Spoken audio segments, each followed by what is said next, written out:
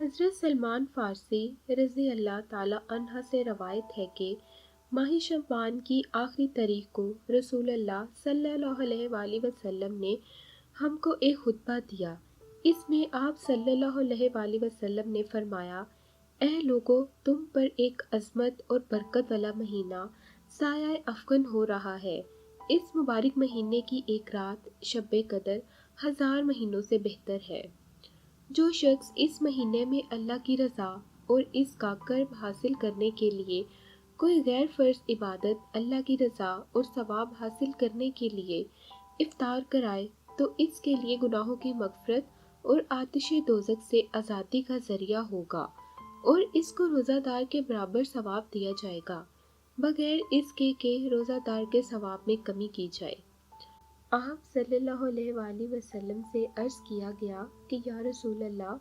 ہم میں سے ہر ایک کو تو افطار کرانے کا سامان میسر نہیں ہوتا، تو کیا غربا اس عظیم ثواب سے محروم رہیں گے؟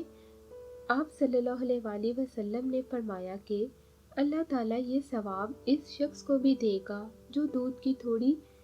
سی لسی پر یا صرف پانی ہی کے ایک گھونٹ پر کسی روزہ دار کا روزہ افطار کرا دے۔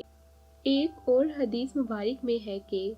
روزہ صرف کھانے پینے سے رکنے کا نام نہیں، بلکہ روزہ تو لغویات اور بری باتوں سے بچنے کا نام ہے۔ حضرت عبداللہ بن مسعود رضی اللہ عنہ سے روایت ہے کہ جس کے اعضاء حرام کاموں سے نہیں رکتے، اس کو میری خاطر نہ کھانے اور نہ پینے کی کوئی ضرورت نہیں۔ جس طرح زبان کو فحش گوئی، غیبت اور جھوٹ سے بچانا ضروری ہے، اسی طرح انسان کے دوسرے اعضاء آنکھ، کان، ناک، ہاتھ، پاؤں کو بھی برے افعال سے بچانا ضروری ہے۔